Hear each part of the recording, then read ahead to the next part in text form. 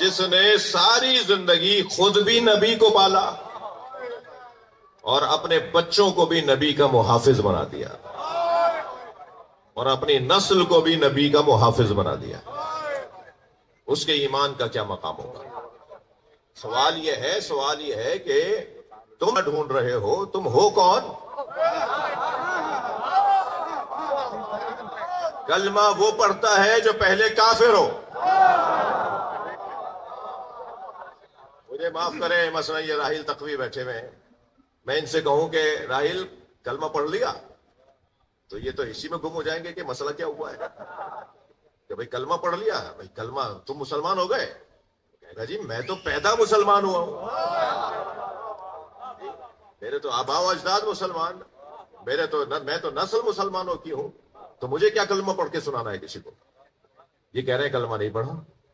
ارے بھئی کلمہ ابو طالب کو پڑھتا ہے،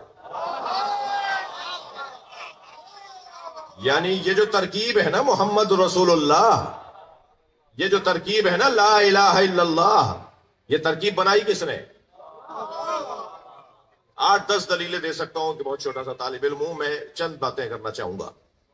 عظمت ابو طالب پر بات ہو، ایمان ابو طالب پر بات کرنا توہین ابو طالب۔ مقام حضرت ابو طالب پر بات ہو، عظمت حضرت ابو طالب پر بات ہونی چاہیے۔ ایمان ابو طالب پر بات کرنے والے پہلے اپنا ایمان تول کر بتائیں۔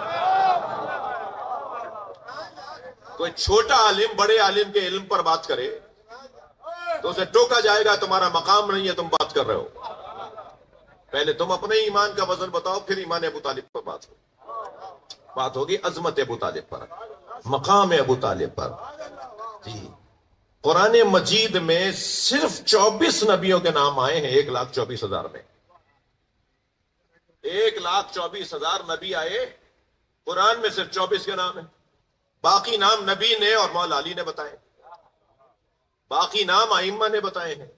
یہ قرآن میں 24 نام آئے نا، یہ وہی قرآن میں 24 نام ہیں، وہی نام ہے۔ بہت ہی پڑھ کر مطالعہ کر کے تحقیق کر کے بات کرو، یہ 24 نام وہی ہیں جو قرآن نازل ہونے سے پہلے ابو طالب علیہ السلام نے اپنے اشعار میں نظم کر دیے تھے۔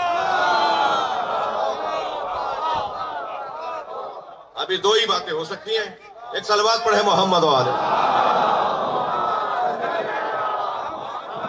اب دو ہی باتیں ہو سکتی ہیں، یا تو اللہ کو بھی ان نبیوں کے نام اچھے لگے کہ انہیں قرآن میں نازل کر دیا جائے، کیونکہ ابو طالب نے لکھ دیے۔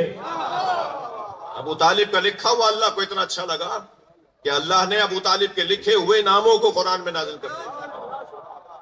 یا تو یہ سمجھ میں آتی ہے بات، یا بات یہ سمجھ میں آتی ہے کہ جس اللہ نے نبیوں کے نام قرآن میں اتارے ہیں نا، وہ اللہ اپنے ایک غلام اور ایک عبد خاص ابو طالب کی خواہش اور اس کی چاہت اور اس کی مرضی پر عمل کر رہا ہے۔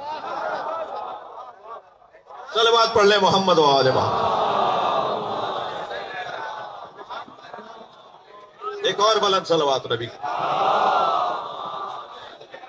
یہ ہوتا بھی ہے ایسا، یہ قرآن مجید میں بارہا ہوا ایسا نہیں ہے کہ پہلی دفعہ ایسا ہوا ہو۔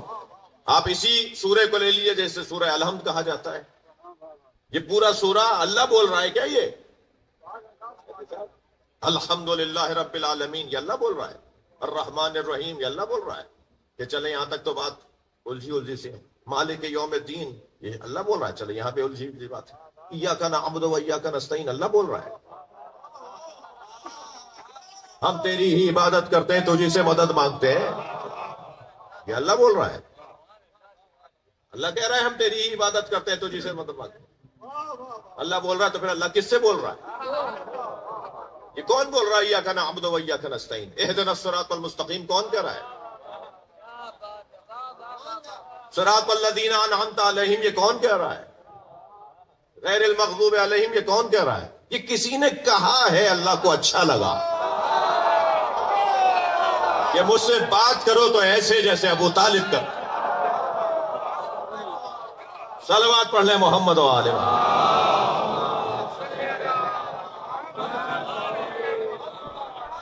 مجھ سے بات کرو تو ایسے کرو جیسے ابو طالب کرتے۔ یہ حضرت ابو طالب کے الفاظ ہیں جنہیں اللہ نے قرآن بنا دیا. کوئی مبالغہ نہ سمجھے، کوئی غلو نہ سمجھے، یہ ایک دفعہ نہیں ہوا ہے قرآن میں. السلام علیہ یوم ولدت، تو میرے روز ولادت پر سلام، یہ اللہ بول رہا ہے. اللہ تو لم یلد ولم یولد ہے، پھر وہ کیسے کہے گا میرے روز ولادت پہ سلام ہو؟ یوم اموت، تو میرے روز رحلت پر سلام ہو. یوم ابعث حیا، جس دن میں دوبارہ زندہ اٹھایا جاؤں گا اس دن پہ سلام ہو. یہ تو قرآن ہے مگر اللہ بول رہا ہے. یہ کسی نے کہا ہے جو اللہ کو اچھا لگا ہے. اللہ نے اس کے اقوال کو قرآن بنا دیا ہے. جس کا قول قیامت تک کے لیے لوگوں کے لیے ہدایت بن جائے، تم اس کا کلمہ ڈھونڈ رہے ہو. قرآن بن گیا نا. جس کا قول قرآن بن جائے، جو بولے تو اللہ قرآن بنا دے، تم کہہ رہے ہو اس نے کلمہ نہیں پڑھا. کیسے کہہ رہے ہو کلمہ نہیں پڑھا؟ کہ ہم نے پڑھتے ہوئے سنا ہے. تم معیار کب ہو؟ تم کسی اور کے پیر میں جوتے میں پیر کیوں ڈال رہے ہو؟ یہ تمہارا مقام نہیں ہے، تمہاری حیثیت نہیں ہے. اور پھر وہ سن لیا کسی کان میں حضرت نے کہا تھا چچا کلمہ پڑھ دیجیے. عجیب مسلمان ہے یہ. کان میں نبی کہہ رہے تھے تو اس کو آواز آ گئی، اور غدیر میں نبی دھوپ میں کہہ رہے تھے من کنت مولا وہذا علی مولا، تو اسے آواز نہیں آئی. اس نے سنا ہی نہیں ہے کہ نبی نے ایسا بھی کہا ہے. صلوات پڑھے ذرا محمد.